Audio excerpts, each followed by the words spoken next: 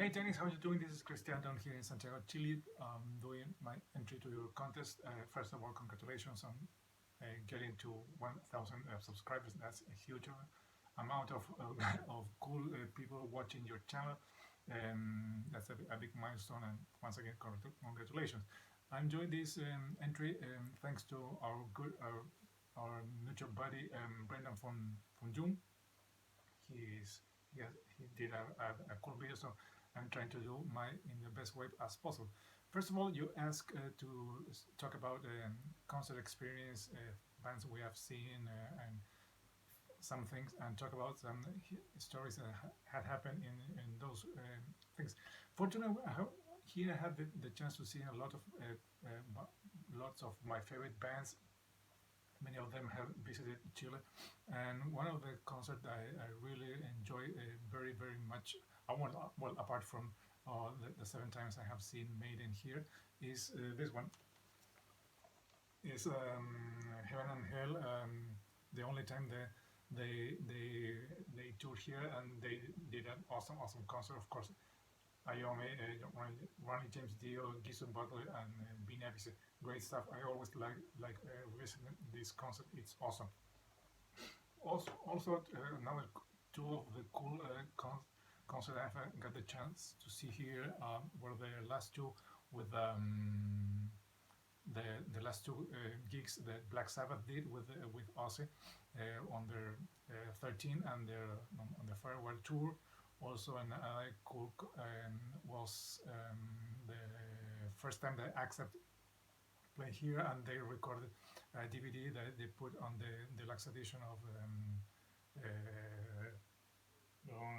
Blind Fury, no, Blind Rage. Sorry, let me check. Yes, Blind Rage. Here is the DVD that I recorded. I was there at that gig. That was another cool concert I got the chance to see. Then where else? I have good memories from Primus concerts. Also got the chance to see Faith No More on their reunion tour.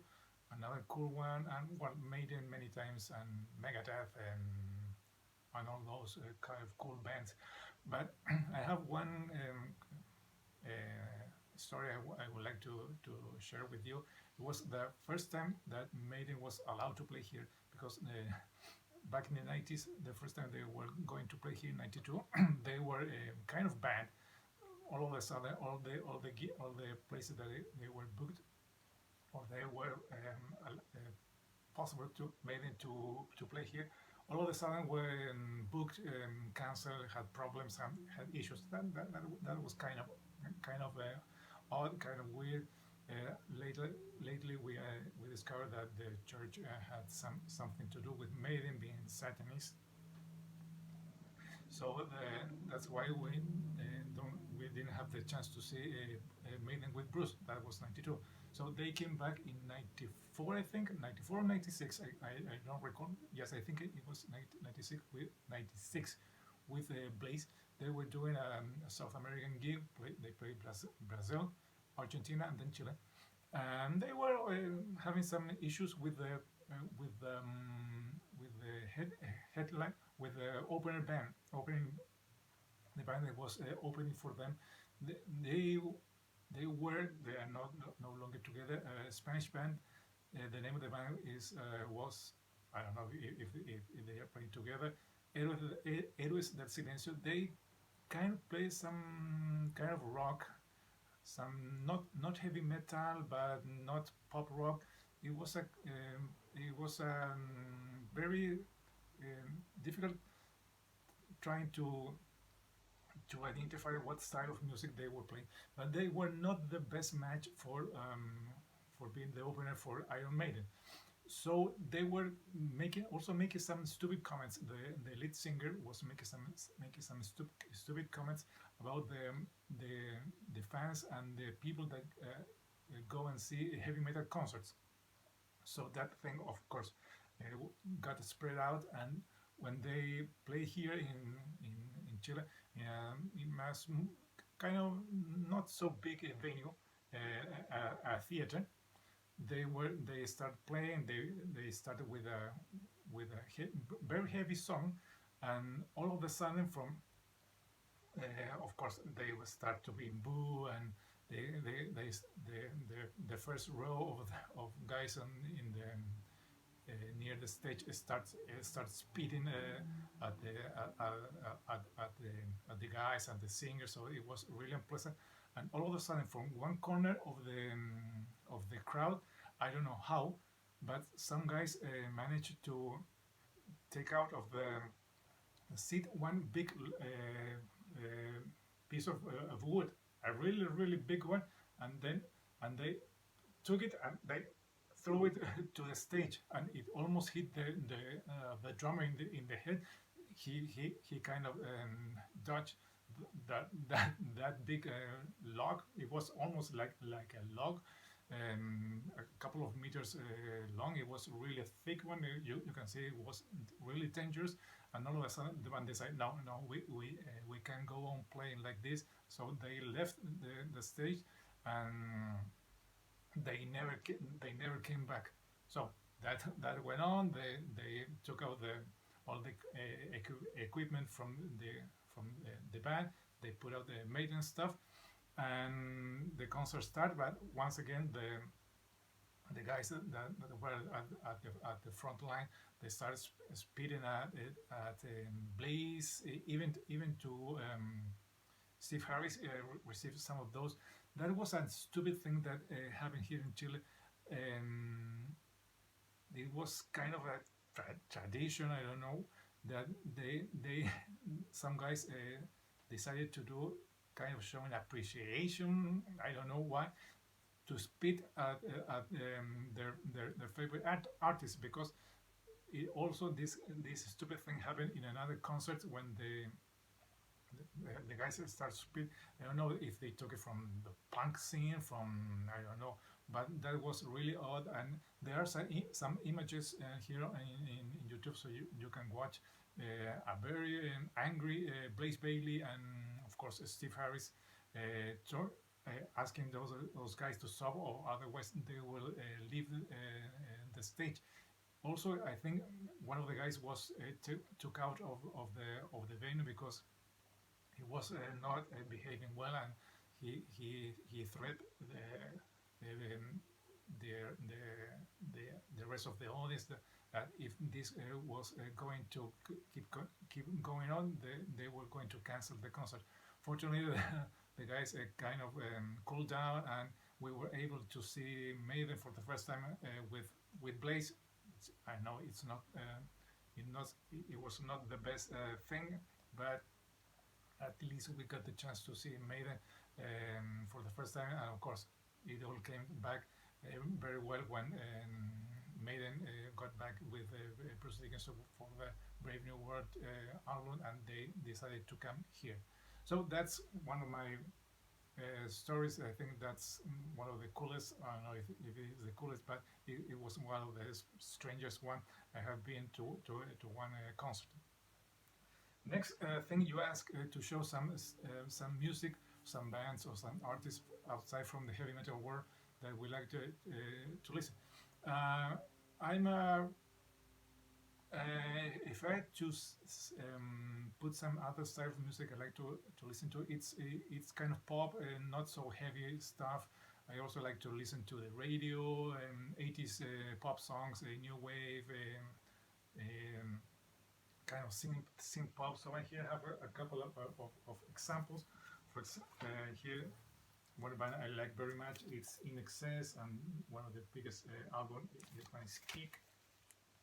This one I have shown many times. It's an Argentinian person with oh no, this one is an Argentinian person, but it's not the one with all the titles translated as some early stuff that they press from bands that speak in English, and they translate everything. So here's Kick. Another one band from the early 80s is The Police. One of the bands I like very much. Nothing too heavy, but all good music. And for example, this one of the duos I like it very much from the synth pop, from new wave. This one is Hollow Notes and H2O. This has Man Eater and Family Man to the big songs. So that's another type of music I like to listen to. Also, I did not pull out have a Michael Jackson Thriller, another album I like very much. I don't know where it is. A couple of CDs from Duran Duran, Hugh Lewis, stuff like that. Those are the other things that I like to listen when I'm having dinner or doing some other stuff, and not so playing harder stuff all the time.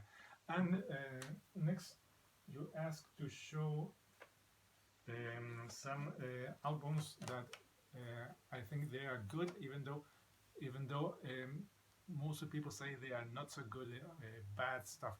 I don't have albums that are bad, but I'm not here to make a case on Saint Anger that I do have that one and it's really bad. I also, for example, don't have Metallica's Load and Reload. Those one I don't like them very much. But here I have four things that I think I can make a case. First of all, on CD, it's Pink Floyd's The Division, but this one is always not referred as being one of the best stuff. To many Pink Floyd's purists, this era of the band without Roger Waters, it's not one of the best, but I think this is a really good record. It's a really underrated one. I like from the artwork to classic one. I think it's a good one. A great day for freedom is another one, great one. Keep Talking, High Hopes, Coming After Life. It's a really good one, and I like it very much. Next we have, I think this one is kind of controversial because what the band decided to do in this era when they were riding high with more classic sound, and then decided to change it and do some try to catch what was going on in the mid 80s with that more hard rock glam sound from Los Angeles. And this one is the album they did with David Rees. Of course, I'm talking of Accept. This one is Eat the Hit. I think it's a good one. It's not one of the best. It has some good songs like Ecstasy, Generation Clash, and stuff like that. As you can see, this one is an early present, and the titles are translated in Spanish. Also here. I think this one is a good one. It's of course it's not a masterpiece, but it's not as bad as many other Accept fans think about. Just because it's not Udo's singing, and because it's not Restless and Wild and Balls to the Wall. So number 2. Number 3, this one is from Crocus. This is one more of their glam era, more hair metal, if you like to say. It's of course it's not a Headhunter. It's a good one. It has a couple of fillers in it. Maybe the cover of Alice Cooper is not one of the best things. They have always done good covers. They did a good cover, Stay Awake All Night. That's a cool one. And they have another one. But this is Crocus trying to sound like all the bands that were coming from from Los Angeles back in the 80s. It's a good one. Not one of the best, but I like it very much. So there it goes. And finally, this one is okay. Let's go. Def Leppard Hysteria. Of course, it's not one of the best from the first era of the band. It's not the worst, but if you compare it to the first 3 records, you can tell it's not as good as they were used to be. It's not the band that put out the first, the second, or even the third record. But I like it. I like it a lot. I remember getting this one when it was released back in '87. This one is an Argentinian pressing. It has the songs, if you can see it translated in Spanish. I even like one of the songs that was released as a single that it did not make it very much. I like Animal a lot. I don't know why, but I can take Pour Some Sugar on Me. I don't need to hear that song anymore. But that's okay. So there it goes.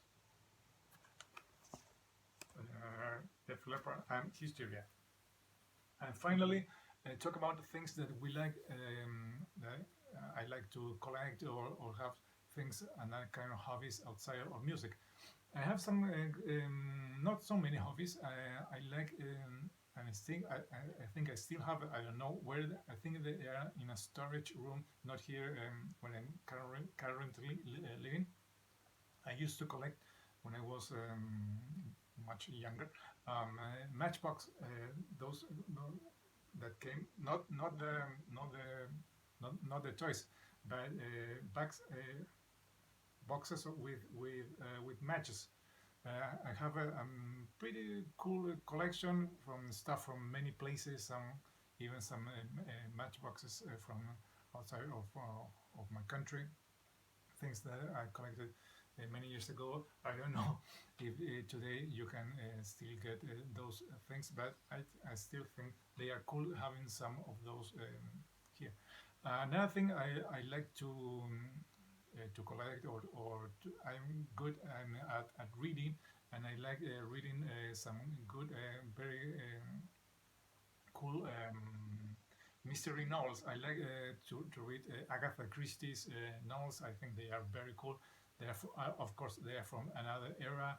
I like the way she writes. I like the mystery that is all involved. I like the two main characters, Hercules Poirot and Mrs. Maple. Those are the one. Of course, I'm a fan of Hercules Poirot. He's a really cool character that she created. Also, another book from another author I like to read is this one. It's from a Spanish guy. The name of the author is J. Benitez, and he wrote this really cool saga of books. The name of the book, it's in Spanish, Caballo de Troya, or Trojan's Horse. What is it all about? This is science fiction. Well, it's a novel. It talks about a secret project from the Air Force of the United States in the mid 70s, when they sent in a capsule, in a time machine, uh, to the era of Jesus Christ. Two guys from the Air Force, they were sent back to the period before the death of Jesus Christ, and to document everything that happened in then. Of course, lots of things happen during that trip. They had to they have some problems, some issues, some really scary things that are really well put here in a way that you almost think that all of that it's true. He wrote, I think they have 8 or 9 books telling the story of the major of the U.S. Air Force, that he wrote as some kind of a diary, and he put it together, and was later discovered, and they were supposedly handed to the author. So that's what he's translated in these cool books. I don't know if you can take them. You can get it in English, but in Spanish they are very well known. He's a very popular author in the Spanish community. He writes a lot about UFOs and all those things. So that's another thing I like to read and collect are books from this guy J. Benitez, or J. Benitez, and I say it in Spanish. So then it's 90 minutes. I think it's more than enough, almost 20. Hope you like my entry. Hope you understand everything I was trying to talk about, and hope you get many more subscribers with this contest. Thanks for having this one. This is Christian saying goodbye down here in Santiago, Chile. Till next time.